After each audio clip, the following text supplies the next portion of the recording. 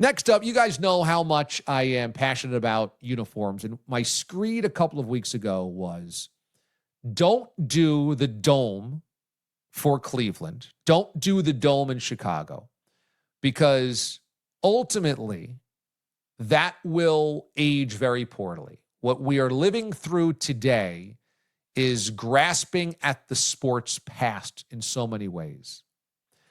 People miss the, quote, good old days of sports. They miss the simplicity.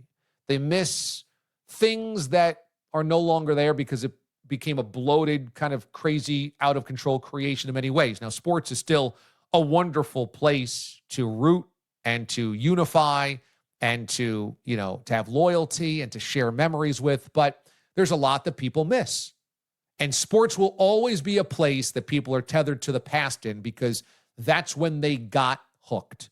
Almost nobody gets hooked today.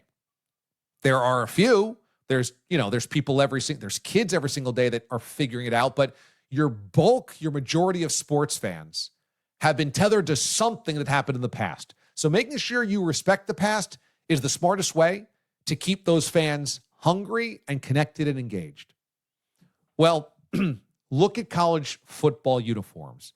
Let's run this package here of the uniforms that are all across the nation right now being debuted this season around college football.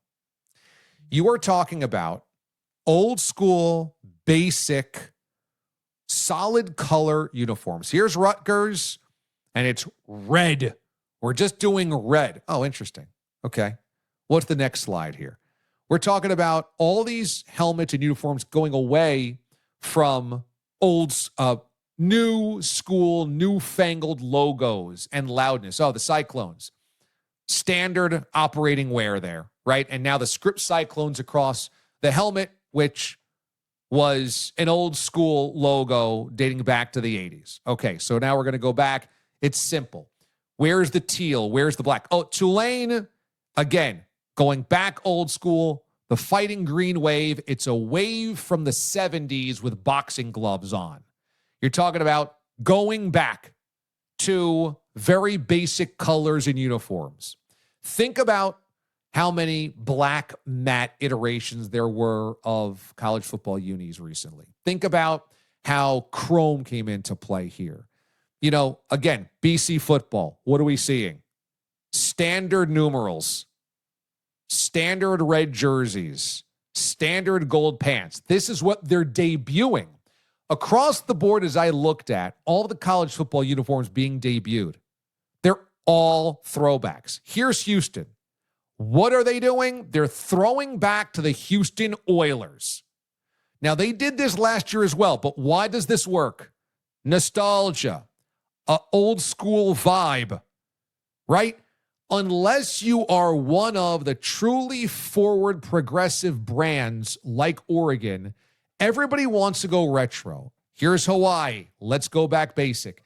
Even Oregon has the old school duck on a throwback version of their helmet, the Donald Duck. Even they have the yellow and green. Georgia Tech, what do we have? Monochromatic. Let's get back to simplicity, basics. It's amazing just how often you are seeing the, quote, new era, this is perfect, actually reflect the old era. There's no more taste anymore. And by the way, taste for flamboyant and loud and garish.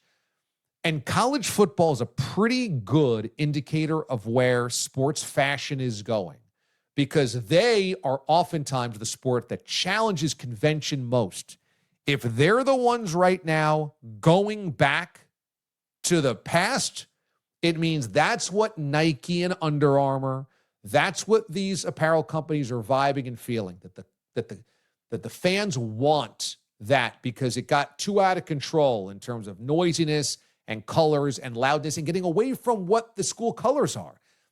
For me as a Syracuse grad, it's blue and orange. Let's stay on point. Let's stay on brand. I don't need anything besides that. All of these schools that tried all these alternate colors, you had fan bases going, but I don't have those colors in my closet. That's not on my flag outside of the porch. That's not my sweater that I wore to school. Like, let's get real here. And thankfully, you're seeing this come back to college football.